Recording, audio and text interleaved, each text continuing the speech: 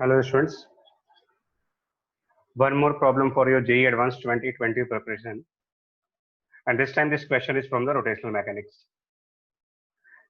As you can see, we have two dumbbells, two identical dumbbells, and they are moving towards each other with the identical speed v.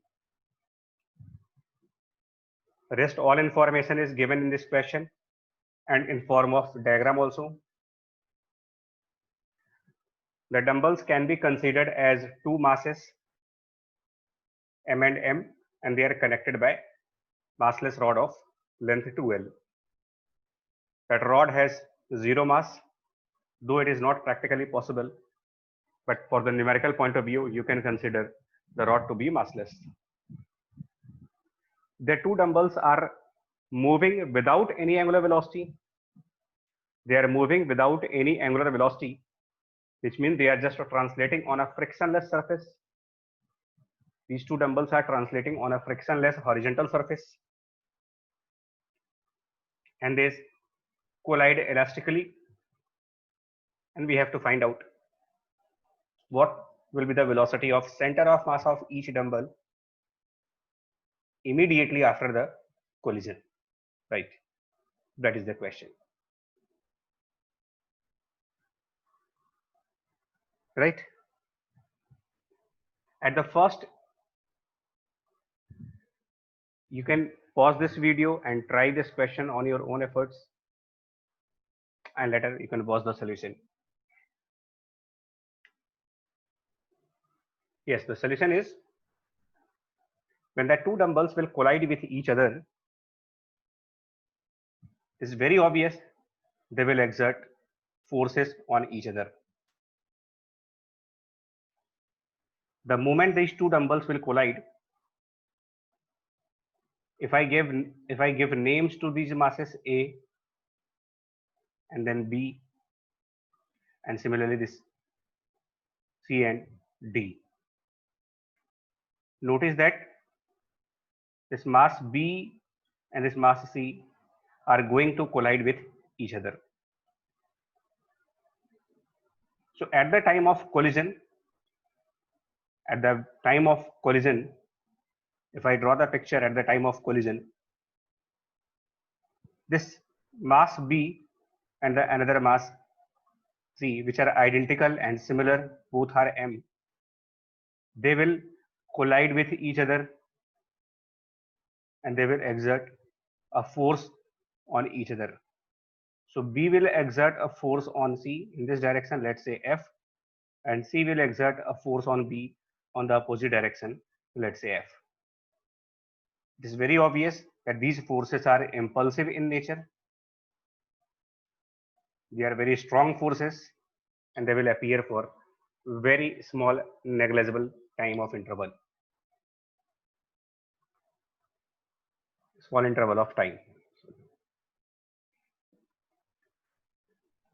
The most important part of this question is that at the moment B and C are colliding, the moment they are colliding, at that moment, the velocity of B and the velocity of C are on the same line along which they exert forces on each other. And at that time, this rod which is perpendicular to the B and the rod which is perpendicular to the object number C. What is most important? Look at the direction of velocities.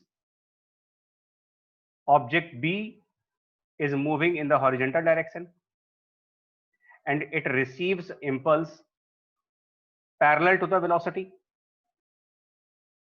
Object B receives an impulse just opposite to its initial velocity, and both these directions are perpendicular to that massless rod. Similarly, for the object number C, whose velocity is to the left hand side, the velocity of object C is to the left and it receives impulse on the right side. These two directions are definitely perpendicular to the rod connected to object C. Because of these conditions, Since the rod is perpendicular to the initial direction of velocity, also the rod is perpendicular to the impulse which B and C receive by each other. There will be no reaction, there will be no force during this collision which is exerted by this rod. The rod will not offer any kind of force to B or C during the collision of B and C. And because of this reason, the collision between B and C can be considered to be isolated collision. You can think that the collision between B and C is isolated. The rod has nothing to do with this collision. And in case of isolated head-on elastic collision between the identical masses, isolated head-on elastic collision between the identical masses, we all know that they will exchange the velocities. So before collision, this object B is moving to the right side with speed v, velocity v, and object C is moving to the left side with velocity v. Since these two are going to collide in isolated way, in a head-on manner, perfectly elastic collision, these velocities will be exchanged between B and C. Exchanged, velocities are exchanged. And what will happen to A and C? Well, A is also moving to the right side with the velocity v before collision. Is there any impulse received by A? As per our argument, this rod does not offer any kind of force during the collision. And if rod does not apply any impulsive force, then there is no impulse received by object A, and similarly there is no impulse received by object D. In the absence of impulses, the linear momentum of A and the linear momentum of D will remain conserved, since there is no linear impulse on A and there is no linear impulse on D.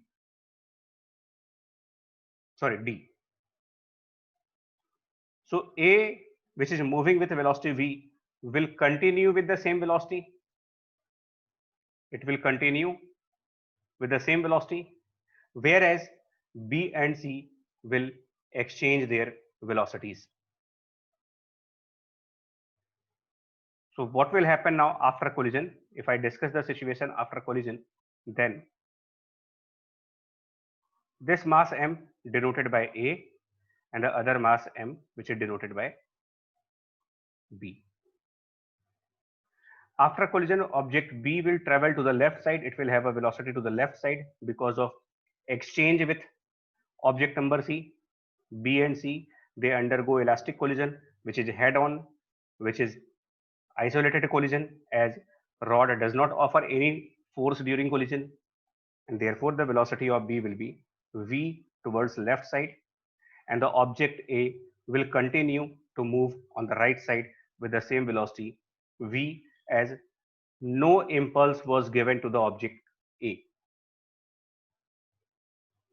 Under these circumstances, we can clearly see that the center of mass of this dumbbell A and B will remain at rest.